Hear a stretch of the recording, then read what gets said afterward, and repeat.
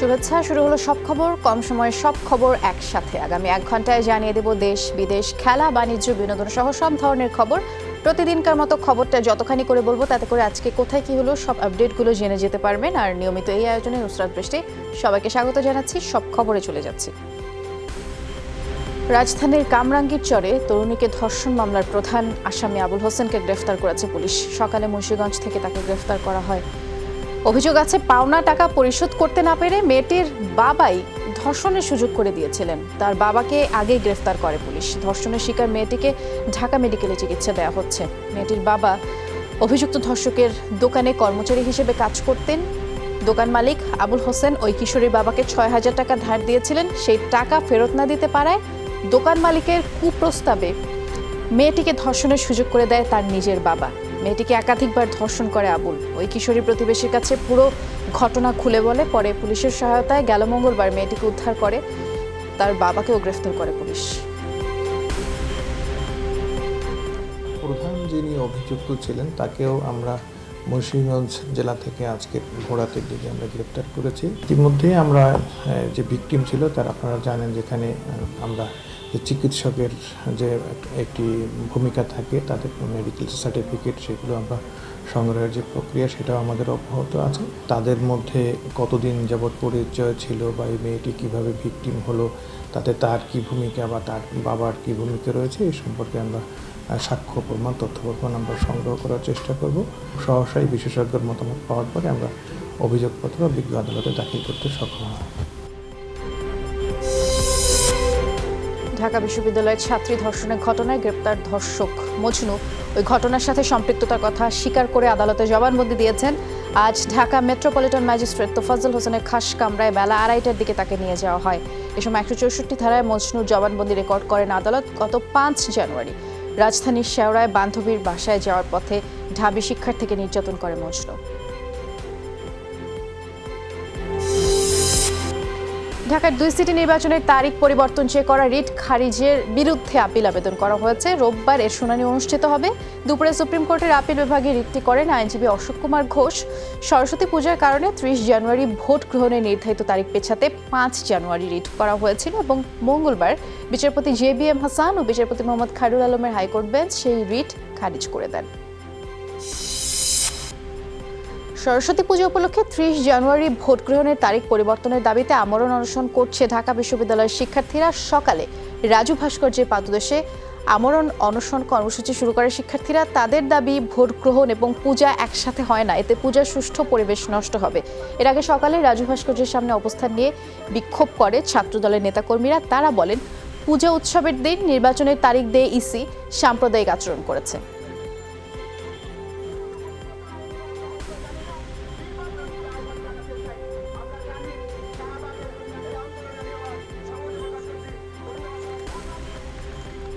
এখানে বিসর্জন থেকে শুরু করে আরো অনেক কিছু আছে। যদি 30 তারিখ সেই নির্বাচনটি হয় তাহলে এই আনুষ্ঠানিকতাগুলো আসলে পুরোপুরিভাবে পণ্ড হয়ে যাবে। এগুলো কোনো কিছু সুষ্ঠুভাবে তার পালন করা সম্ভব হবে না। নির্বাচনের সংক্রান্ত যে জটিলতা, যানবাহন চলাচল বা অন্যান্য যে মানুষের চলাচলে যে বাধা নিষেধ, সেক্ষেত্রে একটা উৎসব কিভাবে স্বতঃস্ফূর্তভাবে অংশগ্রহণ করবে। নির্বাচনের দিনটি পরিবর্তন না করা হয় তাহলে আমরা যে আমরণ ধর্মঘট দিয়েছি এটি অব্যাহত থাকবে। দর্শক, এবার একটু নির্বাচনী প্রচারণার খবর জানাবো। ঢাকা দক্ষিণের আওয়ামী লীগ প্রার্থী শেখ ফজলে নূর তাপস পলাশী এলাকায় নির্বাচনী প্রচারণা চালাচ্ছেন এবং সেই খবর সংগ্রহ করছেন আমাদের সহকর্মী ভাস্কর ভাদুরী। সরাসরি তার সাথে কথা বলছি। ভাস্কর, আজকে তো তাপসের প্রচারণার প্রায় 4 ঘন্টা পার হয়ে গেছে। তার প্রচারণায় মানুষের সাড়া কেমন দেখলেন একটু জানাবেন।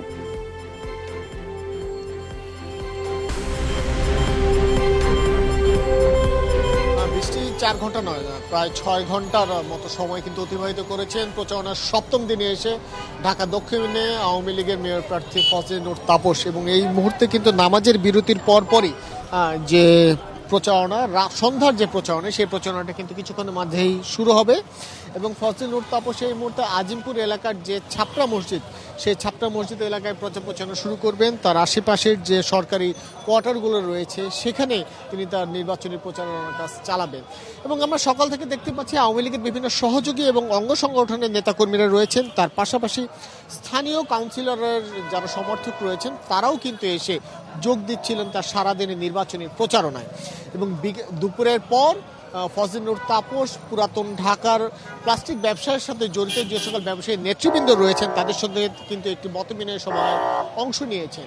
এবং সেখানে প্লাস্টিক ব্যবসায়ী যে নেতৃবৃন্দ রয়েছেন তাদের কিন্তু একটি দাবি ছিল যে পুরাতন ঢাকা থেকে প্লাস্টিক যে দাহ্য যে পদার্থগুলো রয়েছে সেগুলো তুলে ফেলার যে সরকারি নির্দেশ, সে নির্দেশ যাতে স্থগিত করে ফজলে তাপস তাদের ব্যবসা চালিয়ে যাওয়ার ক্ষেত্রে কোনো একটি প্রতিশ্রুতি দেন।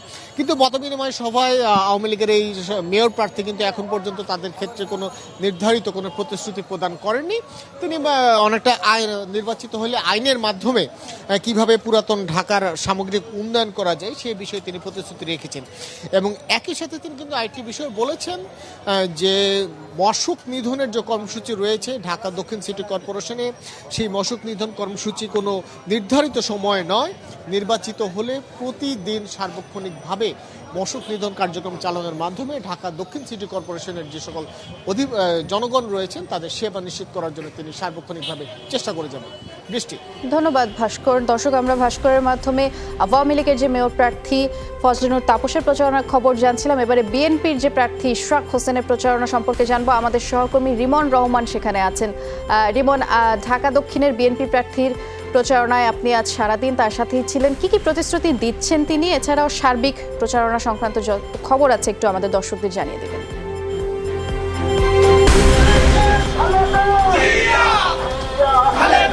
বৃষ্টি, ইশরাক হোসেনের কিন্তু যে নির্বাচনী ক্যাম্পেইন সেটি কিন্তু শুরু হয়েছে সকাল থেকে, এবং সকাল থেকে শুরু হওয়ার পরে এখন কিন্তু রয়েছে ঢাকার যে মাতোয়াইল, সেই মাতোয়াইল এলাকায়। এখানে কিন্তু কিছুক্ষণ আগে তিনি নামাজ আদায় করেছেন। নামাজের পরে তিনি কিন্তু এখন একটি মিছিল সহকারে যাচ্ছেন। যাওয়ার পরেই কিন্তু তিনি বিভিন্ন বিষয় কিন্তু এখানে প্রতিশ্রুতি দিচ্ছেন। প্রতিশ্রুতির বিষয়ে কিন্তু তিনি বলছেন যে এলাকার যে উন্নয়ন রয়েছে, সার্বিক উন্নয়ন, সেই উন্নয়নগুলো তারা পরিচালনা করতে চান। তারা বলতে চান, আমি সরাসরি তার কাছে যেতে চাই বৃষ্টি। ধন্যবাদ রিমন। আমরা ক্যাম্পেইন করছেন, সেটা কেমন বাধা পেয়েছেন কিনা? ব্যাপক সাড়া পেয়েছি, বিপুল জনসমাগম হয়েছে। যে এলাকায় আমরা যাচ্ছি, এলাকাবাসী সহ অন্যান্যরা এখানে এসে যোগদান করছে আমাদের সাথে। তো আমি বলবো যে অভূতপূর্ব। কোনো বাধা সৃষ্টি হয়েছে বা কোনো সমস্যা হয়েছে? আমি ব্যক্তিগতভাবে আজকে আমরা কোনো বাধার সম্মুখীন হই নাই। আচ্ছা, বিএনপি তো দীর্ঘদিন ধরে ক্ষমতায় নেই, এই যে এই নির্বাচনে সেটি প্রভাবক হিসেবে কাজ করবে কিনা? দীর্ঘদিন আমি প্রশ্নটি আরেকবার যদি, বিএনপি তো দীর্ঘদিন ধরে ক্ষমতায় নেই, তো এই প্রভাবটা কি এই নির্বাচনে পড়বে কিনা? না, বরঞ্চ দীর্ঘদিন যারা ক্ষমতায় রয়েছে, যারা দেশকে সম্পূর্ণরূপে ধ্বংস করে ফেলেছে, আমাদের সবগুলো প্রতিষ্ঠানকে ধ্বংস করে ফেলেছে, রাষ্ট্রীয় সম্পদ লুটপাট করেছে, জনগণের অধিকারকে হরণ করেছে, তাদের উপর প্রভাব পড়তে পারে। আমাদের উপরে কোনো বিরূপ প্রভাব পড়বে না, পড়লে ভালো প্রভাব পড়বে। আমাদের 37 নম্বর ওয়ার্ড কাউন্সিলর জনাব ফরহাদ রানা, উনি জনসংযোগ চলাকালীন অবস্থায় মুন সিনেমা হলের সামনে দিয়ে যাচ্ছিলেন, সেখানে তার বহরের উপরে হামলা চালানো হয় এবং আমাদের মুন্সিগঞ্জ জেলা বিএনপির সভাপতি সাবেক এমপি জনাব আব্দুল হাই সহ বেশ কয়েকজন নেতাকর্মী আহত হয়েছেন আজকে দুপুরে। আমাদের আচরণবিধি অনুযায়ী আমাদের 8টা পর্যন্ত প্রচারণা চালানোর সুযোগ রয়েছে, আমরা 8টা পর্যন্তই চালাবো। আমি সম্পূর্ণভাবে আচরণবিধি মেনে চলছি, আমার এই দিক থেকে আমার কোনো বিচ্যুত ঘটনা। আমরা এখানে অনেকগুলো সমস্যা দেখতে পেয়েছি, তার মধ্যে আপনার ড্রেনেজ সিস্টেমটাকে আমি সব থেকে বড় সমস্যা বলে চিহ্নিত করতে দর্শক, আমরা সরাসরি দেখছিলাম আমাদের সহকর্মীর মাধ্যমে ইশরাক হোসেনের বক্তব্য। এবারে একটু উত্তর সিটির দিকে আমরা নজর দিতে চাই। মিরপুরের বাউনী এলাকায় প্রচারণা চালাচ্ছেন উত্তর সিটির আওয়ামী লীগের মেয়র প্রার্থী আতিকুল ইসলাম। আমাদের সহকর্মী নাজমুল হোসেন সেখানে আছেন, খোঁজ খবর রাখছেন। নাজমুল, আপনি শুনতে পাচ্ছেন নিশ্চয়ই আমাকে? আপনার পেছনে জনসমাগম দেখতে পাচ্ছি বেশ। আতিকুলের নির্বাচনী প্রচারের জনসমাগম কেমন দেখছেন আপনি ওখানে থেকে একটু জানাবেন। এছাড়া প্রচারণা সম্পর্কিত যা যা তথ্য আছে একটু জানিয়ে দেবেন।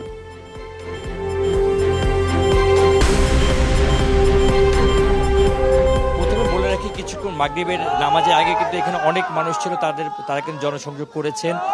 এখন কিন্তু তিনি ঘরে রাস্তায় রাস্তায় গিয়ে কিন্তু ঢাকা উত্তর সিটি কর্পোরেশনের আওয়ামী লীগ মনোনীত প্রার্থী তিনি জনসংযোগ করবেন। তিনি এখন তার মতো করে যারা নেতাকর্মী তাদের সঙ্গে তিনি কথা বলছেন, এবং যে বিষয়টি হচ্ছে যে লক্ষণীয় সেটি হচ্ছে যে নেতাকর্মীরা তারা রাস্তায় রাস্তায় তারা যেমন যাবেন নৌকার পক্ষে তারা ভোট চাচ্ছেন। একটু আপনাকে দেখিয়ে দিতে চাই, একটু আমরা চেষ্টা করব যে উত্তর সিটি কর্পোরেশনের মেয়র প্রার্থী তার সঙ্গে একটু কথা বলার চেষ্টা করছে, যে তিনি নেতাকর্মী পরিবেষ্টিত হয়ে আছেন। তো তাকে আমরা একটু তার সঙ্গে একটু কথা বলি যে এবং জানার চেষ্টা করছি যে আজকে আপনি যে নির্বাচনী প্রতিশ্রুতি দিয়েছেন যে তো আমি একটু উত্তর সিটি কর্পোরেশন আওয়ামী লীগ মনোনীত প্রার্থী আতিকুল ইসলাম আপনাকে জানতে চাচ্ছিলাম, আপনি তো জনগণের কাছে ভোট চেয়েছেন, এই মিরপুরে তো অনেক সমস্যা, সেই সমস্যার সমাধান কি কি পরিকল্পনা আপনার রয়েছে? যে আপনারা দেখেছেন যে আমি মিরপুরে এসেছি, আমি সবার কাছে আমি ভোট চাচ্ছি। আমি বলছি যে আমরা যে প্রতিশ্রুতি যেগুলো দিয়েছি এই প্রতিশ্রুতি বাস্তবায়ন করার জন্য আমি বলেছি মিরপুরে একটি রাস্তাও কাঁচা থাকবে না। শুধু মিরপুরে না, আগামী 5 বছর ইনশাআল্লাহ নির্বাচিত যদি আসি, ঢাকা শহরে কোনো জায়গায় কোনো রাস্তা কাঁচা থাকবে না আমি বলেছি। আমি সেই ধরনের পরিকল্পনাগুলো আমরা নিয়েছি। আমরা মশাকে কন্ট্রোলের মধ্যে নিয়ে আসবো ইনশাল্লাহ। আমরা ইন্টিগ্রেটেড ভেক্টর ম্যানেজমেন্টের কাজ শুরু করেছি। আমরা জলবদ্ধতা দূর করেছি কালশিতে, পর্যায়ক্রমে সকল ধরনের জলবদ্ধতা আমরা দূর করব। এই জন্য আমরা দেখছেন যে আজকে এই ছোট ছোট বোনদেরকে নিয়ে সবাইকে নিয়ে আমরা দাঁড়ে দাঁড়ে যাচ্ছি। আমরা জনতার ঢল নেমেছে এবং জনতা কিন্তু মাননীয় প্রধানমন্ত্রীর উন্নয়নের যে জোয়ার, সেই দর্শক সরাসরি আমরা উত্তর সিটির যে মেয়র প্রার্থী আওয়ামী লীগের আতিকুল ইসলাম ওনার বক্তব্য শুনছিলাম। এবারে একটু নজর দিতে চাই বিএনপির যিনি মেয়র প্রার্থী আছেন তাবিথ আউয়ালের দিকে, এবং সেখানকার প্রচারণার সংবাদ কভার করছেন আমাদের সহকর্মী মনিরুল ইসলাম। এই মুহূর্তে আমার সাথে যোগ দিয়েছেন। মনির, নিশ্চয়ই আপনি আমাকে শুনতে পাচ্ছেন। আপনি শুনছিলেন আতিকুল ইসলামের প্রচারণার খবর জানাচ্ছিল সহকর্মী নাজমুল। তাবিথের নির্বাচনী প্রচারণা তো আপনি ছিলেন, কাভার করেছেন পুরো বিষয়টি, কোনো বিশেষত্ব চোখে পড়লো কিনা একটু জানাবেন। যেমন আতিকুল ইসলাম কিছুদিন আগে নির্বাচনী প্রচারণার অংশ হিসেবে চা বানিয়ে খাইয়েছিল এবং সেটি কিন্তু বেশ ভাইরালও হয় সেই সংবাদ। তাবিথ আউয়ালের নির্বাচনী প্রচারণায় কোনো বিশেষত্ব চোখে পড়লো কি, আর সার্বিক পরিবেশ নিয়ে বা তিনি কি বলছেন?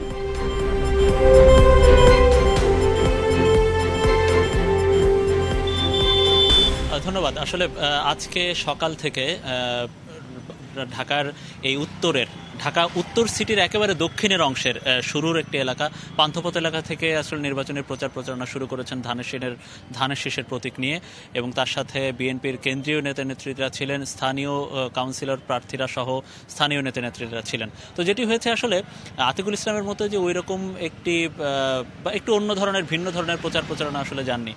আপনি জানেন যে এই বিএনপির পক্ষ থেকে বলা হয়েছে যে দীর্ঘদিন তারা আসলে মাঠে নামতে পারে না, তাদের জনসভা থেকে শুরু করে বিভিন্ন কর্মসূচি করতে পারে না।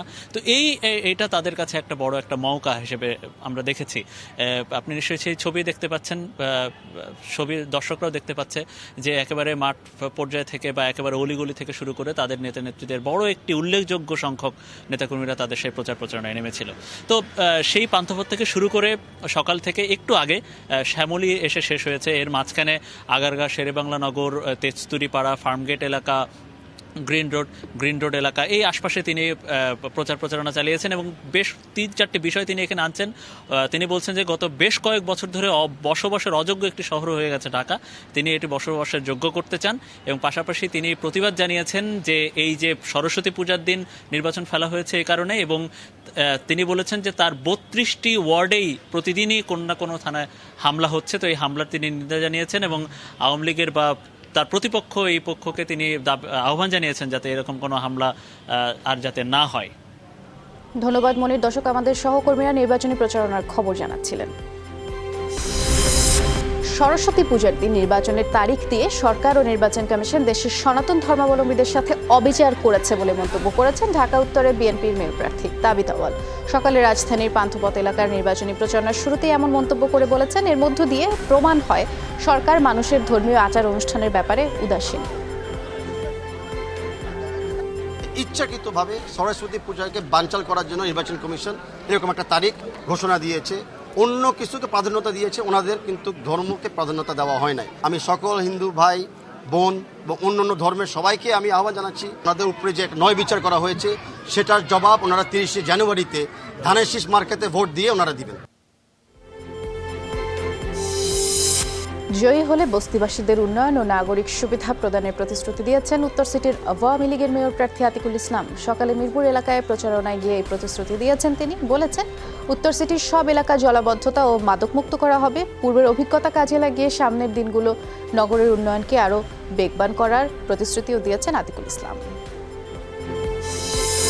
নির্বাচিত হলে মেয়র নয়, সেবক হিসেবে ঢাকাবাসীর জন্য কাজ করবেন বলে জানিয়েছেন ঢাকা দক্ষিণে আওয়ামী লীগের মেয়র প্রার্থী শেখ ফজলানুর তাপস সকালে নেতাকর্মীদের সাথে নিয়ে রাজধানীর নিউ মার্কেট এলাকা থেকে প্রচারণা শুরু করেন ফজলানুর তাপস। বলেছেন, নির্বাচিত হলে পুরান ঢাকার ঐতিহ্য ফিরিয়ে আনা সহ নগরবাসীর মৌলিক অধিকার নিশ্চিতে দক্ষিণ সিটি কাজ করবে।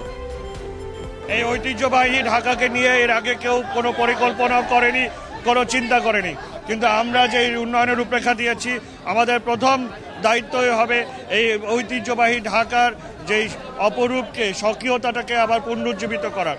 সুতরাং পুরাতন ঢাকাবাসী খুবই আনন্দিত। নির্বাচনে ধানের শীষের জোয়ার উঠেছে, তাই নির্বাচন ঘিরে ষড়যন্ত্র করা হচ্ছে বলে অভিযোগ বিএনপির দক্ষিণ সিটির মেয়র প্রার্থী ইশরাক হোসেন। সকালে যাত্রাবাড়ি দয়াগঞ্জ এলাকায় প্রচারণা চালানোর সময় কথা বলেছেন তিনি। রাজনৈতিক হাতিয়ার হিসেবে নতুন করে নেতাকর্মীদের নামের পুরনো মামলা নাড়াচাড়া করা হচ্ছে বলে অভিযোগ করেন ইশরাক।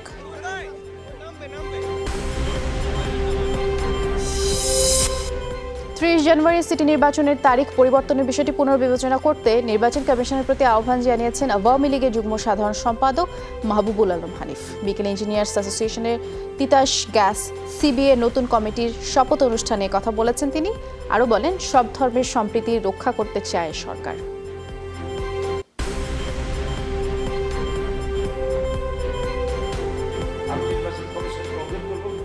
যা আপনারা এই বিষয়টা পুনর্বিবেচনা করুন। প্রয়োজন নির্বাচনে একদিন এগিয়ে নিতে পারেন বা একদিন পিছিয়ে নিতে পারেন, যেখানে একটা সুবিধা মতো সময় ঠিক করে নিয়েই নির্বাচনটা করুন, কিন্তু কোনো ধর্মে মানুষের মনে কষ্ট হোক এটা আমরা চাই না। আদালতের নির্দেশ মেনে 30 জানুয়ারি নির্ধারিত দিনে 2 সিটি নির্বাচন অনুষ্ঠিত হবে বলে আশা প্রকাশ করেছেন আওয়ামী লীগের সাধারণ সম্পাদক ওবায়দুল কাদের। সকালে সচিবালয়ে সাংবাদিকদের কথা বলেছেন তিনি। এ সময় তিনি আশা প্রকাশ করেন, নির্ধারিত দিনে 2 সিটির ভোটাররা ভোট কেন্দ্রে গিয়ে ভোট দেবেন। বিএনপি প্রার্থী ইশরাক হোসেনের মামলার বিষয়ে কথা বলেন তিনি। বলেন, মেয়র নির্বাচন করছেন বলেই তার বিচার শুরু হয়েছে। বিষয়টি এমন নয়, এটি আদালতের বিষয়।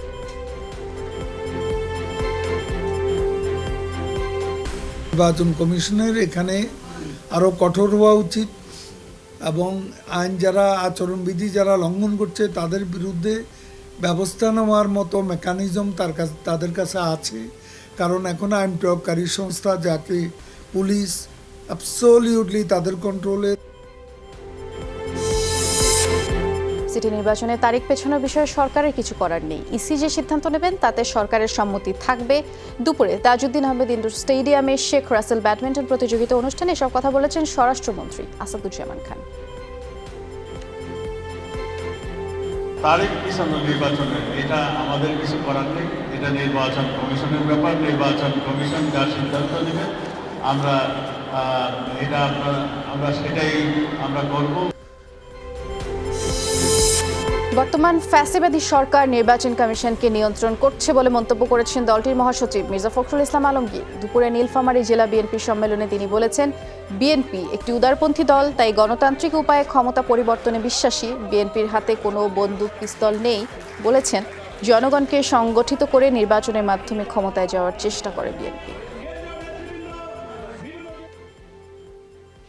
আমরা গণতন্ত্রে বিশ্বাস করি, গণতন্ত্রের উপায়ে ক্ষমতার পরিবর্তনে বিশ্বাস করি। আমরা তো কোনো দাঙ্গাবাজ, আপনার উগ্রবাদ বা বিপ্লবী রাজনৈতিক দল নই। আমাদের হাতে বন্দুক পিস্তল নেই। আমাদেরকে জনগণকে সংগঠিত করেই নির্বাচনের মধ্য দিয়ে ক্ষমতায় যাওয়ার চেষ্টা করতে হবে। এক একটি নির্বাচনে সরকার ভোট চুরির এক একটি পন্থা বেছে নেয়। এবারও ইভিএম এর মাধ্যমে ভোট চুরি হবে বলে শঙ্কা প্রকাশ করেছেন বিএনপির সিনিয়র যুগ্ম মহাসচিব রিজভী আহমেদ। সকালে নয়াপল্টনে বিএনপির কেন্দ্রীয় কার্যালয়ে সংবাদ সম্মেলনে রিজভী বলেছেন, নির্বাচন কমিশন সুষ্ঠু ভোটের সংজ্ঞা ভুলে গেছে। সিইসি বর্তমান সরকারের আজ্ঞাবহ দাস বলেও তিনি অভিযোগ করেন। তথ্য প্রযুক্তি খাতে দীর্ঘমেয়াদী পরিকল্পনা নিয়ে এগিয়ে যাচ্ছে সরকার। অনেক উন্নতির পরও বিশ্বের তুলনায় বাংলাদেশ এখনও বেশ পিছিয়ে রয়েছে, এমনটি জানিয়েছেন প্রধানমন্ত্রী তথ্য প্রযুক্তি বিষয়ক উপদেষ্টা সজীব ওয়াজেদ জয়। সকালে রাজধানীর বঙ্গবন্ধু আন্তর্জাতিক সম্মেলন কেন্দ্রে 3 দিনের ডিজিটাল বাংলাদেশ মেলার উদ্বোধনী অনুষ্ঠানে এসব কথা বলেন তিনি। আরও বলেন, আগামী দিনে তথ্য প্রযুক্তি খাত তৈরি পোশাক খাতকে ছাড়িয়ে যাবে। 11 years ago, we started on this journey of digital Bangladesh. As you have heard from our previous speakers, tremendous progress has been made. Today we have set the goal of launching 5G along with the rest of the world, and I am committed to doing so. ভারতে শুক্রবার জাতীয় নাগরিকপঞ্জি NPR নিয়ে কেন্দ্রীয় সরকারের ডাকা জরুরি বৈঠকে যোগ দেবে না তৃণমূল কংগ্রেস। পারলে পশ্চিমবঙ্গের রাজ্য সরকার ভেঙে দেখাতে কেন্দ্রীয় সরকারকে চ্যালেঞ্জও ছুড়ে দিয়েছেন মুখ্যমন্ত্রী মমতা ব্যানার্জি। বুধবার ধর্মতলায় দলীয় ছাত্র সংগঠনের অবস্থানে গণতান্ত্রিক উপায়ে কেন্দ্রীয় বা রাজ্য সরকার নির্বাচিত, এটি তিনি বলেছেন, কিন্তু নাগরিকত্ব আইন এনসিআর বা এনপিআর মানতে বাধ্য নয় কোনো রাজ্য। প্রেসিডেন্ট ডোনাল্ড ট্রাম্পের বিরুদ্ধে অভিশংসন প্রতিবেদন পাঠানো হলো সেনেটে বুধবার। সেটি কংগ্রেসের নিম্নকক্ষে চূড়ান্ত হয়, আর এর ফলে আগামী সপ্তাহ থেকেই শুরু হতে পারে বিচার প্রক্রিয়া। ভোটাভুটিতে প্রস্তাবের পক্ষে 228 ভোট, বিপক্ষে 193 ভোট পড়ে ট্রাম্পের অভিশংসন প্রক্রিয়া এবং বিচারে অংশ নিতে। এরই মধ্যে 7 ইমপিচ ম্যানেজারের নাম ঘোষণা করেছে ডেমোক্র্যাট শিবির। রাশিয়ার প্রেসিডেন্ট ভ্লাদিমির পুতিনের সংবিধান সংস্কারের ঘোষণার পরে পদত্যাগ করেছেন রুশ প্রধানমন্ত্রী এবং পুরো সরকার। নতুন প্রধানমন্ত্রী হচ্ছেন কর বিভাগের প্রধান মিখাইল মিশুস্তিন। তবে নতুন সরকার আনুষ্ঠানিকভাবে দায়িত্ব নেওয়ার আগ পর্যন্ত অন্তর্বর্তী দায়িত্ব পালন করবেন বর্তমান প্রধানমন্ত্রী মেদভেদেভ। জানিয়েছেন সাংবিধানিক পরিবর্তনে পুতিনকে সহযোগিতায় পদত্যাগের সিদ্ধান্ত তার, আর এরপর দায়িত্ব নেবেন রাশিয়ার নিরাপত্তা পরিষদের উপপ্রধান হিসেবে। সব খবর দেখছেন, ছোট্ট একটা বিরতিতে যাচ্ছি, এক্ষুনি ফিরে আসছি, সাথে থাকুন।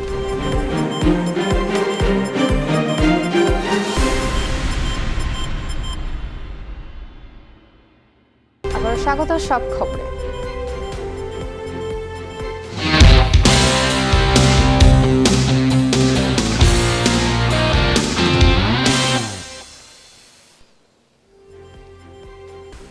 প্রতি বছরের মতো এবারও নতুন 5 ফ্লেভারের আইসক্রিম নিয়ে আসছে দেশের জনপ্রিয় আইসক্রিম ব্র্যান্ড ইগলু। বিকেলে ঢাকা আন্তর্জাতিক বাণিজ্য মেলার 21 নম্বর প্যাভিলিয়নে আইসক্রিমগুলো উদ্বোধন করেন ইগলুর group CEO GM Kamrul Hasan.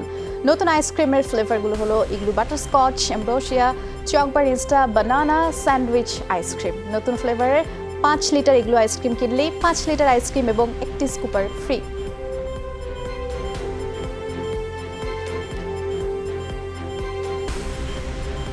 এই বছরের বাণিজ্য মেলাকে বেস করে আমরা 5টা নতুন প্রোডাক্ট দিয়েছি এবং which is very tasty product, এবং তার ভিতরে ambrosia, butterscotch is very very premium product আমরা লঞ্চ করেছি। স্যান্ডউইচ আছে, এটা বাচ্চারা খুবই পছন্দ করবে। ব্যানানা, চকবার ইনস্টা নামে আমরা একটা প্রোডাক্ট লঞ্চ করেছি।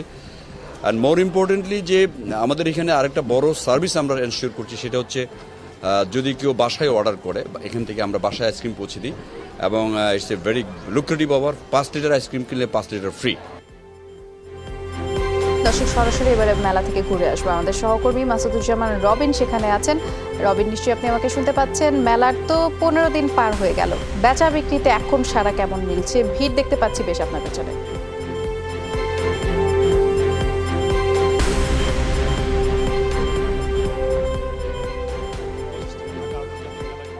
এই আন্তর্জাতিক বাণিজ্য মেলা কিন্তু অর্ধেকটা সময় পেরিয়ে গেছে, বলা যায় সপ্তাহ 2 পার হয়ে গেছে। আজকে কিন্তু 16তম দিবস। এই অর্ধেক সময় পার হওয়ার পর এখন কিন্তু বেচাকেনা বেশ জমে উঠেছে। বলা যায় যে মেলা ক্রেতা বিক্রেতার যে মহা উৎসব, সেটা কিন্তু এখন পূর্ণাঙ্গ মাত্রা পেয়েছে, অর্থাৎ কাঙ্ক্ষিত চেহারা ফিরে এসেছে বাণিজ্য মেলা। আর আজকে কিন্তু বৃহস্পতিবার, ব্যবসায়ীরা বলছেন যে বরাবরের মতো বৃহস্পতিবার বিকেলের পর থেকে কিন্তু বাণিজ্য মেলা জমে উঠতে শুরু করে, এবং সাপ্তাহিক যে ছুটির দিন শুক্র এবং শনিবার থাকে, ঠিক এই 3 দিন কিন্তু মেলা জমে। ঠিক ব্যবসায়ীদের সেই প্রত্যাশা অনুযায়ী বৃহস্পতিবার কিন্তু বিকেলের পর থেকেই মেলায় লোকজন, ক্রেতা দর্শনার্থীর আনাগোনা বাড়তে শুরু করে। বলা যায় এখন কিন্তু মেলার টুইটম্বুর একদম ক্রেতা দর্শনীতে কানায় কানায় পরিপূর্ণ, এবং অন্যান্য দিনের তুলনায় কিন্তু বৃহস্পতিবার, শুক্রবার এবং শনিবার একটু অফারের ছড়াছড়ি থাকে, অর্থাৎ বিভিন্ন ঘন্টায় ঘন্টায় ফ্ল্যাশ সেল অথবা কে কতটা ছাড় দিতে পারে, এরকম একটা প্রতিযোগিতা কিন্তু বিক্রেতাদের মধ্যে থাকে, প্রতিষ্ঠানের মধ্যে থাকে। ঠিক সেই প্রতিযোগিতা কিন্তু শুরু হয়েছে ঠিক বিকেলের পর থেকে। বিভিন্ন প্রতিষ্ঠান কিন্তু নানা রকম ছাড় দিচ্ছে, এবং সেই সুযোগটাও কিন্তু লুফে নিচ্ছে ক্রেতারা। বলা যায় যে কি ক্রেতারা কিন্তু এই সময় এসে এখন আর দর্শনার্থী বলতে আসলে যাচাই বাছাই শেষ, এখন কিন্তু কিনছেন। আর আমরা দেখতে পাচ্ছি কিন্তু ক্রোকারিজ আইটেম, ইলেকট্রনিক্স আইটেম, খাদ্যপণ্য, বস্ত্র, মোটামুটি সব ধরনের স্টলে কিন্তু ক্রেতাদের ভালোই ভিড় দেখা যাচ্ছে। তারা মনে করছেন যে আগামীকাল শুক্রবার ঠিক একইভাবে বেচা কেনা হবে, এবং মেলা এখন থেকে শুধু কেনাকাটাটাকেই প্রাধান্য দেবে বলে মনে করছেন এখানকার বিক্রেতারা। এবং আগামীকাল শুক্রবার হওয়ায় আরও বেচা কেনা বাড়বে বলেই মনে হচ্ছে। ধন্যবাদ রবিন যোগ দেওয়ার জন্য।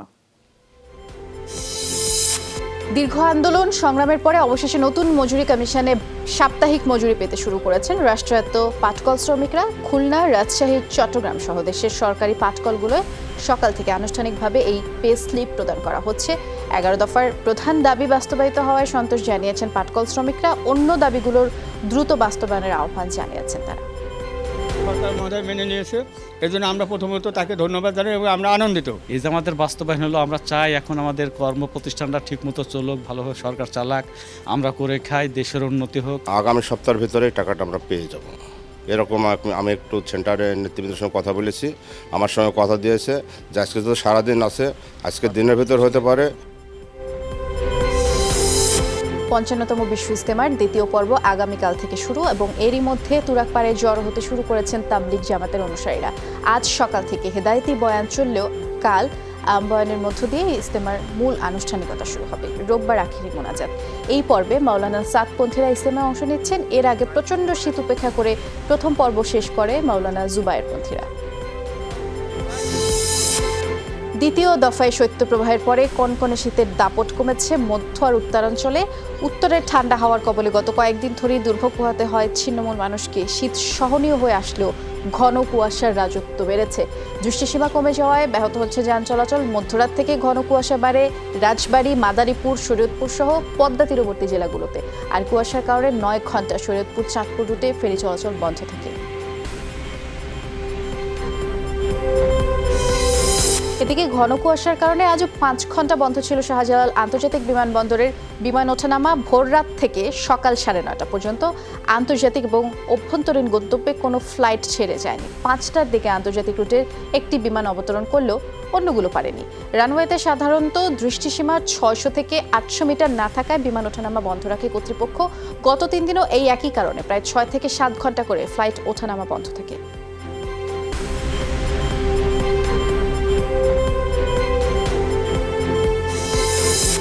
এবারে এসএসসি পরীক্ষা নকলমুক্ত প্রশ্ন ফাঁস মুক্ত পরিবেশে অনুষ্ঠিত হবে বলে আশ্বাস দিয়েছেন শিক্ষামন্ত্রী ডক্টর দীপুমণি।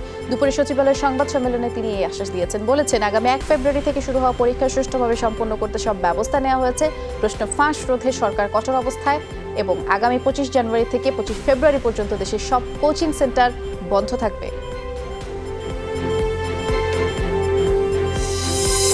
দ্বিতীয়বারের মতো শুরু হতে যাচ্ছে দেশের সবচেয়ে বড় fashion event Tresemme Bangladesh fashion week 2020। গত বছরের সাফল্যের ধারাবাহিকতায় এবছর ফ্যাশন উইকের আয়োজন করে fashion design council of Bangladesh. 3 দিন ব্যাপী এই আয়োজনে 21 জন দেশি এবং 9 জন বিদেশি ডিজাইনার তাদের কাজ প্রদর্শন করবেন এবং আন্তর্জাতিক পর্যায়ে দেশি পণ্যের বাজার তৈরি করার মাধ্যমে বাংলাদেশে ফ্যাশন এবং কালচারকে প্রমোট করার জন্যই এই আয়োজন করা হয়েছে। ডিজিটাল নিরাপত্তা আইনে দায়ের করা মামলায় গ্রেফতার ইসলামী বক্তা মাওলানা মাহবুবুল হক আল কাদেরির মুক্তির দাবি জানিয়েছে আহলে সুন্নাত ওয়াল জামাত বাংলাদেশ চট্টগ্রাম জেলা শাখা। সকালে চট্টগ্রাম প্রেস ক্লাবে সংবাদ সম্মেলনে সংগঠনটির নেতারা অভিযোগ করেন, নবী ও সুন্নিয়তের পক্ষে কথা বলায় মাওলানা মাহবুবুল হককে পরিকল্পিতভাবে ষড়যন্ত্রের শিকার করা হয়েছে।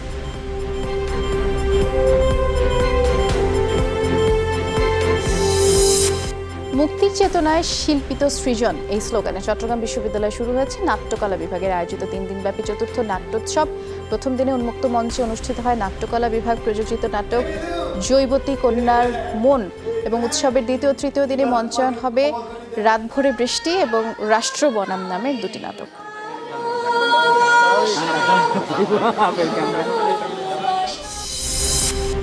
কক্সবাজারের সেন্ট মার্টিন দ্বীপের কাছাকাছি সমুদ্রে ভেসে এসেছে একটি মৃত তিমি এবং গতকাল সকালে সেন্ট মার্টিনের কাছাকাছি সমুদ্রে এই তিমি মাছটি ভাসমান অবস্থায় দেখতে পায় সেন্ট মার্টিনগামী পর্যটকবাহী ট্রলার। বিকেলে ফেরার পথেও নাফ নদীর মোহনায় মরা তিমিটি ভাসতে দেখা যায় এবং ধারণা করা হচ্ছে খাবারের সন্ধানে দলছুট হয়ে তিমিটি সেন্ট মার্টিনের কাছাকাছি চলে আসে এবং তাপমাত্রার তারতম্যের কারণে মারা যায়।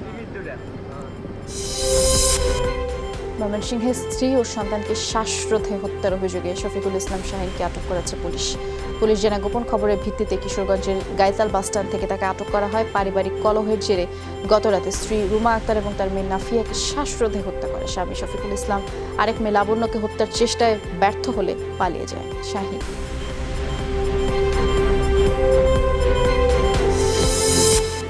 ঝালকাঠিতে যুবলীগ নেতা হাদিসুর রহমান মিলনের বাড়ি থেকে এবার অস্ত্র গুলি উদ্ধার করেছে পুলিশ। জানিয়েছে গতকাল গ্রেফতারের পরে 3 দিনের রিমান্ডে নেওয়া হয় মিলনকে এবং সেখানে তারই দেওয়া তথ্যের ভিত্তিতে শহরের ডাক্তারপট্টি এলাকার বাসায় অভিযান চালিয়ে 2টি পাইপ গান 2 রাউন্ড গুলি জব্দ করা হয়। এর আগে চাঁদাবাজির মামলায় 5 সহযোগী এবং দেশীয় অস্ত্রসহ গ্রেফতার করা হয় মিলনকে।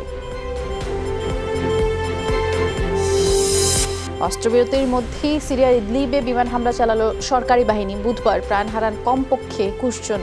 বাজার এবং শিল্পাঞ্চলে চালানো হামলায় 65 জনের বেশি আহত হয় এবং স্বেচ্ছাসেবী সংস্থা সিরিয়ান সিভিল ডিফেন্স জানিয়েছে অনেকের অবস্থাই আশঙ্কাজনক। 30 লাখ বাসিন্দার শহরটিতে কয়েক সপ্তাহ ধরে তীব্র হয়েছে বিমান অভিযান।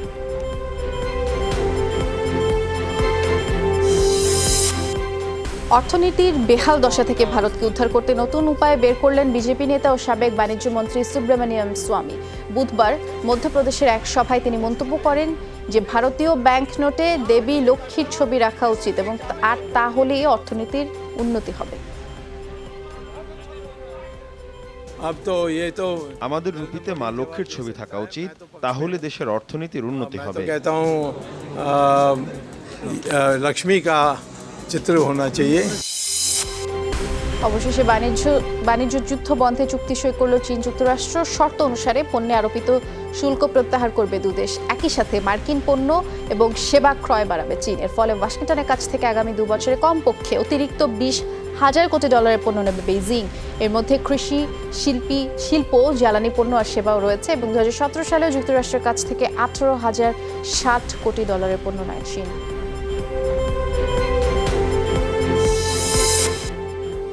দ্য রক খ্যাত রেসলার এবং হলিউড তারকা অভিনেতা ডোয়াইন জনসনের বাবা রকি জনসন মারা গেছেন। 75 বছর বয়সী রকি নিজেও কিংবদন্তি রেসলার ছিলেন।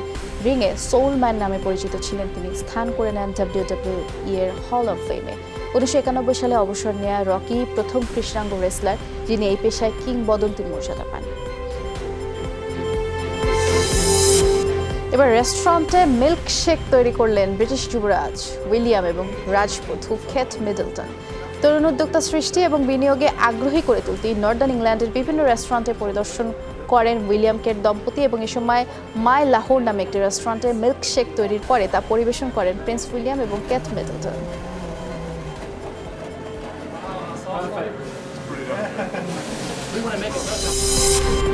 Action comedy movie Bad Boys 3 বিশ্বব্যাপী মুক্তি পাওয়া উপলক্ষে অনুষ্ঠিত হলো প্রিমিয়ার। 17 জানুয়ারি বিশ্বের বিভিন্ন দেশে মুক্তি পাবে এটি।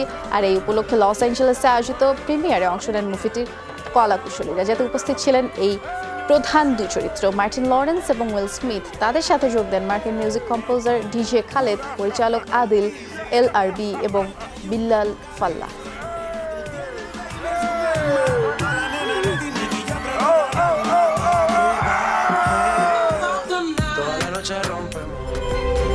সব খবর দেখছেন, ছোট্ট একটা বিরতিতে যাচ্ছি, এক্ষুনি ফিরে আসছি, সাথে থাকুন।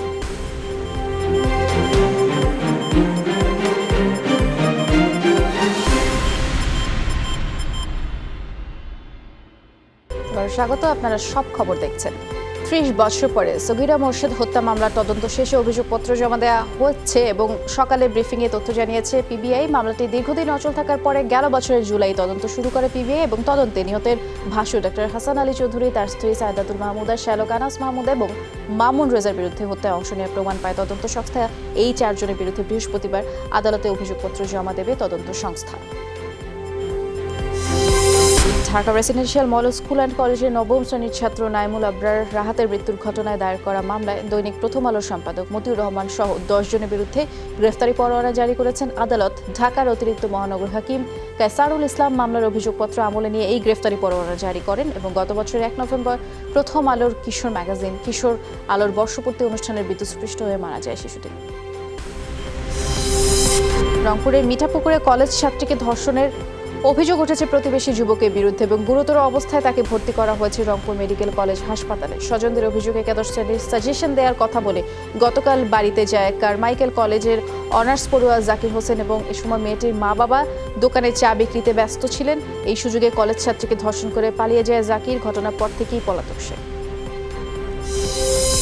ভৈরবে এক কিশোরীকে গণধর্ষণের অভিযোগে রেলওয়ে থানায় মামলা হয়েছে। মামলায় বলা হয়েছে বুধবার রাতে খালার বাড়ি থেকে নিজের বাড়ি যাচ্ছিল মেয়েটি। রিকশাযোগে স্টেশনে যাওয়ার পথে ওই কিশোরীকে তুলে নিয়ে যায় 4 জন। নির্যাতনের পরে তারা পালিয়ে যায়।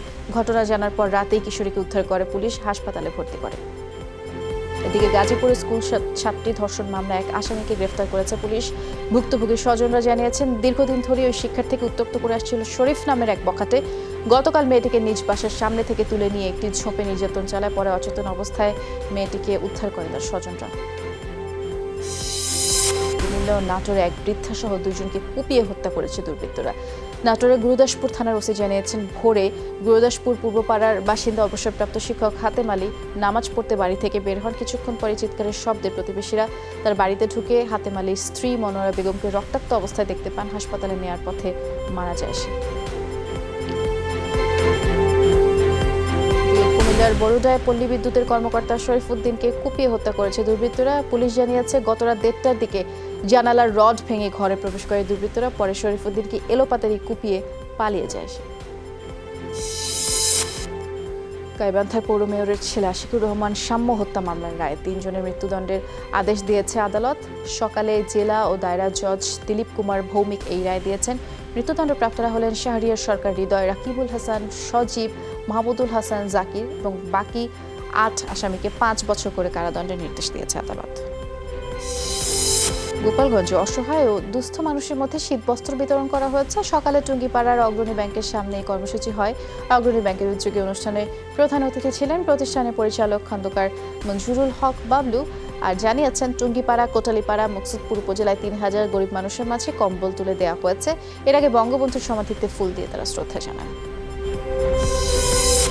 খাগড়াছড়িতে দুস্থ অসহায় শীতার্ত মানুষের মাঝে গরম কাপড় বিতরণ করেছে সেনাবাহিনী। বাংলাদেশ সেনাবাহিনীর 14 ফিল্ড রেজিমেন্ট আর্টিলারির উদ্যোগে সকালে সিন্দুকছড়ি ইউনিয়ন পরিষদের সামনে শীতবস্ত্র বিতরণ করা হয়। এতে উপস্থিত ছিলেন ইউনিয়ন পরিষদ চেয়ারম্যান রেদাক মার্মা সহ স্থানীয় জনপ্রতিনিধি এবং ওই জোনের পদস্থ সামরিক কর্মকর্তারা। প্রচণ্ড শীত আর বরফ ধসে ভারত, পাকিস্তান, আফগানিস্তানে প্রাণহানির সংখ্যা 172। পাকিস্তানের আজাদ কাশ্মীরে মঙ্গলবার এই সংখ্যা দাঁড়িয়েছে 76 জনে। বুধবার বরফে চাপা পড়া 21 হতভাগ্যের মরদেহ উদ্ধার করা হয়। নীলম উপত্যকায় তুষার ধসে পুরোপুরি বিধ্বস্ত 2 শতাধিক ঘরবাড়ি। বেলুচিস্তান, পাঞ্জাবে দুর্যোগপূর্ণ আবহাওয়ায় প্রাণ গেছে আরও 45 জনের। ভারতের জম্মু কাশ্মীরে তুষার ধসে সেনাসহ কমপক্ষে 12 জন মারা গেছে। আফগানিস্তানে 300-এর বেশি ঘরবাড়ি ক্ষতিগ্রস্ত, প্রাণ হারিয়েছেন 39 জন। ইতিহাসের দ্বিতীয় সর্বোচ্চ উষ্ণ বছর ছিল 2019 সাল। বৈশ্বিক আবহাওয়া বিষয়ক সংগঠন WMO বুধবার এই প্রতিবেদন প্রকাশ করে এবং তাতে বলা হয়, বছর জুড়ে বিশ্বের গড় তাপমাত্রা ছিল 34 ডিগ্রি সেলসিয়াস, যা অস্ট্রেলিয়ার দাবানলের ধারাবাহিকতা বজায় থাকলে 2020 সালে তাপমাত্রা আরও বাড়বে। গবেষকদের বিশ্বাস, ক্রমাগত জলবায়ু পরিবর্তন এবং শিল্প কারখানা থেকে নির্গত ক্ষতিকর গ্যাসের কারণে এই দুর্ভোগ। 2016 সাল ছিল সবচেয়ে নিকৃষ্ট বছর।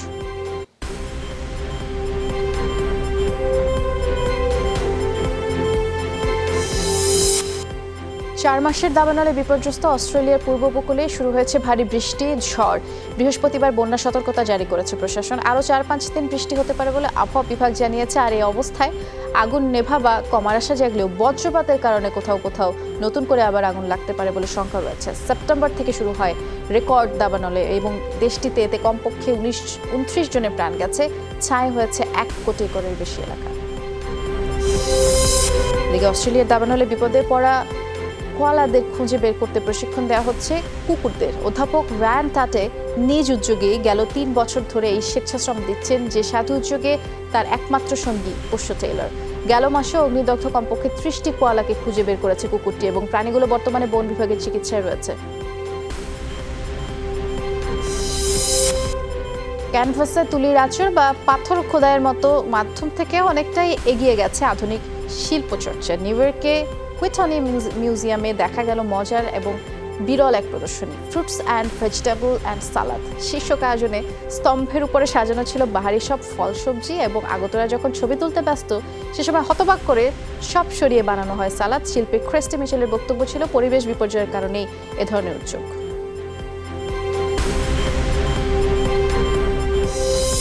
স্বাগত, আপনারা সব খবর দেখছেন।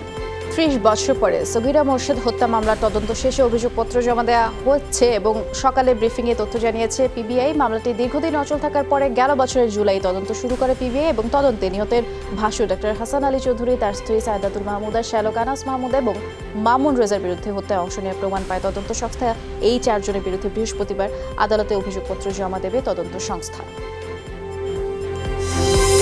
Dhaka residential model school and কলেজের নবম শ্রেণীর ছাত্র নাইমুল আবরার রাহাতের মৃত্যুর ঘটনায় দায়ের করা মামলায় দৈনিক প্রথম আলোর সম্পাদক মতিউর রহমান সহ 10 জনের বিরুদ্ধে গ্রেফতারি পরোয়ানা জারি করেছেন আদালত। ঢাকার অতিরিক্ত মহানগর হাকিম কায়সারুল ইসলাম মামলার অভিযোগপত্র আমলে নিয়ে এই গ্রেফতারি পরোয়ানা জারি করেন এবং গত বছরের 1 নভেম্বর প্রথম আলোর কিশোর ম্যাগাজিন কিশোর আলোর বর্ষপূর্তি অনুষ্ঠানের বিদ্যুৎস্পৃষ্ট হয়ে মারা যায় শিশুটি। রংপুরের মিঠাপুকুরে কলেজ ছাত্রীকে ধর্ষণের অভিযোগ উঠেছে প্রতিবেশী যুবকের বিরুদ্ধে এবং গুরুতর অবস্থায় তাকে ভর্তি করা হয়েছে রংপুর মেডিকেল কলেজ হাসপাতালে। স্বজনদের অভিযোগ একাদশ শ্রেণীর সাজেশন দেওয়ার কথা বলে গতকাল বাড়িতে যায় কারমাইকেল কলেজের অনার্স পড়ুয়া জাকির হোসেন এবং এ সময় মেয়েটির মা বাবা দোকানে চা বিক্রিতে ব্যস্ত ছিলেন। এই সুযোগে কলেজ ছাত্রীকে ধর্ষণ করে পালিয়ে যায় জাকির। ঘটনার পর থেকেই পলাতক সে। ভৈরবে এক কিশোরীকে গণধর্ষণের অভিযোগে রেলওয়ে থানায় মামলা হয়েছে। মামলায় বলা হয়েছে বুধবার রাতে খালার বাড়ি থেকে নিজের বাড়ি যাচ্ছিল মেয়েটি। রিকশাযোগে স্টেশনে যাওয়ার পথে ওই কিশোরীকে তুলে নিয়ে যায় 4 জন। নির্যাতনের পরে তারা পালিয়ে যায়। ঘটনা জানার পর রাতেই কিশোরীকে উদ্ধার করে পুলিশ, হাসপাতালে ভর্তি করে। এদিকে গাজীপুরে স্কুল ছাত্রী ধর্ষণ মামলায় এক আসামিকে গ্রেফতার করেছে পুলিশ। ভুক্তভোগীর স্বজনরা জানিয়েছেন দীর্ঘদিন ধরে ওই শিক্ষার্থীকে উত্ত্যক্ত করে আসছিল শরীফ নামের এক বখাটে। গতকাল মেয়েটিকে নিজ বাসার সামনে থেকে তুলে নিয়ে একটি ঝোপে নির্যাতন চালায়। পরে অচেতন অবস্থায় মেয়েটিকে উদ্ধার করে তার স্বজনরা। নাটোরে এক বৃদ্ধা সহ 2 জনকে কুপিয়ে হত্যা করেছে দুর্বৃত্তরা। নাটোরের গুরুদাসপুর থানার ওসি জানিয়েছেন ভোরে গুরুদাসপুর পূর্বপাড়ার বাসিন্দা অবসরপ্রাপ্ত শিক্ষক হাতেম আলী নামাজ পড়তে বাড়ি থেকে বের হন। কিছুক্ষণ পরে চিৎকারের শব্দে প্রতিবেশীরা তার বাড়িতে ঢুকে হাতেম আলীর স্ত্রী মনোয়ারা বেগমকে রক্তাক্ত অবস্থায় দেখতে পান। হাসপাতালে নেওয়ার পথে মারা যায় সে। কুমিল্লার বরুডায় পল্লী বিদ্যুতের কর্মকর্তা শরীফউদ্দিনকে কুপিয়ে হত্যা করেছে দুর্বৃত্তরা। পুলিশ জানিয়েছে গত রাত 1:30টার দিকে জানালার রড ভেঙে ঘরে প্রবেশ করে দুর্বৃত্তরা। পরে শরীফউদ্দিনকে এলোপাতাড়ি কুপিয়ে পালিয়ে যায় সে। গাইবান্ধার পৌর মেয়রের ছেলে আশিকুর রহমান সাম্য হত্যা মামলার রায় 3 জনের মৃত্যুদণ্ডের আদেশ দিয়েছে আদালত। সকালে জেলা ও দায়রা জজ দিলীপ কুমার ভৌমিক এই রায় দিয়েছেন। মৃত্যুদণ্ডপ্রাপ্তরা হলেন শাহরিয়ার সরকার হৃদয়, রাকিবুল হাসান, সজীব, মাহমুদুল হাসান, জাকির এবং বাকি 8 আসামিকে 5 বছর করে কারাদণ্ডের নির্দেশ দিয়েছে আদালত। গোপালগঞ্জে অসহায় ও দুস্থ মানুষের মধ্যে শীতবস্ত্র বিতরণ করা হয়েছে। সকালে টুঙ্গিপাড়ার অগ্রণী ব্যাংকের সামনে এই কর্মসূচি হয়। অগ্রণী ব্যাংকের উদ্যোগে অনুষ্ঠানে প্রধান অতিথি ছিলেন প্রতিষ্ঠানের পরিচালক খন্দকার মঞ্জুরুল হক বাবলু। আর জানিয়েছেন টুঙ্গিপাড়া, কোটালীপাড়া, মুকসুদপুর উপজেলায় 3000 গরিব মানুষের মাঝে কম্বল তুলে দেওয়া হয়েছে। এর আগে বঙ্গবন্ধুর সমাধিতে ফুল দিয়ে তারা শ্রদ্ধা জানান। খাগড়াছড়িতে দুস্থ অসহায় শীতার্ত মানুষের মাঝে গরম কাপড় বিতরণ করেছে সেনাবাহিনী। বাংলাদেশ সেনাবাহিনীর 14 ফিল্ড রেজিমেন্ট আর্টিলারির উদ্যোগে সকালে সিন্দুকছড়ি ইউনিয়ন পরিষদের সামনে শীতবস্ত্র বিতরণ করা হয়। এতে উপস্থিত ছিলেন ইউনিয়ন পরিষদ চেয়ারম্যান রেদাক মার্মা সহ স্থানীয় জনপ্রতিনিধি এবং ওই জোনের পদস্থ সামরিক কর্মকর্তারা। প্রচণ্ড শীত আর বরফ ধসে ভারত, পাকিস্তান, আফগানিস্তানে প্রাণহানির সংখ্যা 172। পাকিস্তানের আজাদ কাশ্মীরে মঙ্গলবার এই সংখ্যা দাঁড়িয়েছে 76 জনে। বুধবার বরফে চাপা পড়া 21 হতভাগ্যের মরদেহ উদ্ধার করা হয়। নীলম উপত্যকায় তুষার ধসে পুরোপুরি বিধ্বস্ত 2 শতাধিক ঘরবাড়ি। বেলুচিস্তান, পাঞ্জাবে দুর্যোগপূর্ণ আবহাওয়ায় প্রাণ গেছে আরও 45 জনের। ভারতের জম্মু কাশ্মীরে তুষার ধসে সেনাসহ কমপক্ষে 12 জন মারা গেছে। আফগানিস্তানে 300-এর বেশি ঘরবাড়ি ক্ষতিগ্রস্ত, প্রাণ হারিয়েছেন 39 জন। ইতিহাসের দ্বিতীয় সর্বোচ্চ উষ্ণ বছর ছিল 2019 সাল। বৈশ্বিক আবহাওয়া বিষয়ক সংগঠন WMO বুধবার এই প্রতিবেদন প্রকাশ করে এবং তাতে বলা হয় বছর জুড়ে বিশ্বের গড় তাপমাত্রা ছিল 34 ডিগ্রি সেলসিয়াস, যা অস্ট্রেলিয়ার দাবানলের ধারাবাহিকতা বজায় থাকলে 2020 সালে তাপমাত্রা আরও বাড়বে। গবেষকদের বিশ্বাস, ক্রমাগত জলবায়ু পরিবর্তন এবং শিল্প কারখানা থেকে নির্গত ক্ষতিকর গ্যাসের কারণে এই দুর্ভোগ। 2016 সাল ছিল সবচেয়ে নিকৃষ্ট বছর।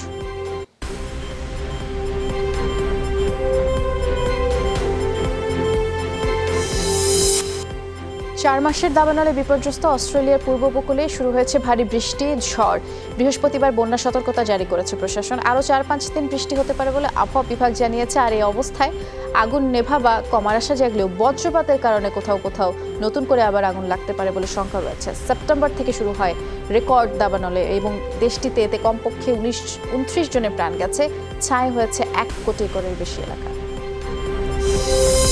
এদিকে অস্ট্রেলিয়ার দাবানলে বিপদে পড়া কোয়ালাদের খুঁজে বের করতে প্রশিক্ষণ দেওয়া হচ্ছে কুকুরদের। অধ্যাপক রায়ান টাটে নিজ উদ্যোগে গেল 3 বছর ধরে এই স্বেচ্ছাশ্রম দিচ্ছেন, যে সাধু উদ্যোগে তার একমাত্র সঙ্গী পোষ্য টেইলর।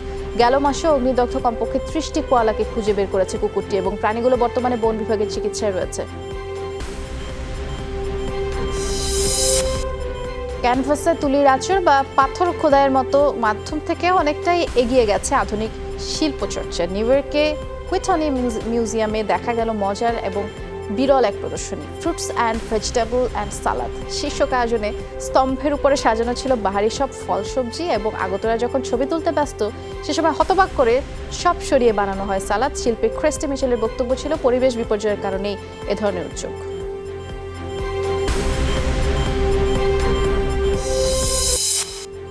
আবারও বাংলা সিনেমায় কাজ করছেন বিদ্যা বালান। পরিচালক লীনা গঙ্গোপাধ্যায়, শৈবাল বন্দ্যোপাধ্যায়ের এই মুভিতে মূল চরিত্রেই দেখা যাবে তাকে এবং নাম না ঠিক না হলেও ছবিটি নিয়ে নাকি এরই মধ্যে বিদ্যার সাথে আলোচনা করেছেন তারা। 50 লাখ টাকা চাঁদা দাবির অভিযোগ তুলে এক সাংবাদিকের বিরুদ্ধে মামলা করেছেন চিত্রনায়িকা অঞ্জনা সুলতানা এবং আজ ঢাকা মহানগর হাকিম দেবব্রত বিশ্বাসের আদালতে তিনি মামলা করেন। 1 ডিসেম্বর সাপ্তাহিক রাজপথ বিচিত্র একজন জ্যোতিষীকে নিয়ে সংবাদ প্রচার করা হয়। সংবাদে ওই জ্যোতিষীকে প্রতারক উল্লেখ করে তার প্রতারণার বিজ্ঞাপনে কয়েকজন অভিনেতা অভিনেত্রীর ছবিও প্রকাশ করা হয়। জনপ্রিয় সঙ্গীত শিল্পী শাম্মী আক্তারের দ্বিতীয় মৃত্যুবার্ষিকী আজ। 2018 সালের 16 জানুয়ারি না ফেরার দেশে পাড়ি জমান এই গানের পাখি এবং 70-এর দশকে প্রথম বেতারের গানে কণ্ঠ দেন তিনি। এর চলচ্চিত্রে গাওয়া শুরু করেন 80-র দশকে এবং ভালোবাসলেই ঘর বাঁধা যায় না গানটি পাওয়ার জন্য 2010 সালে জাতীয় চলচ্চিত্র পুরস্কার পান।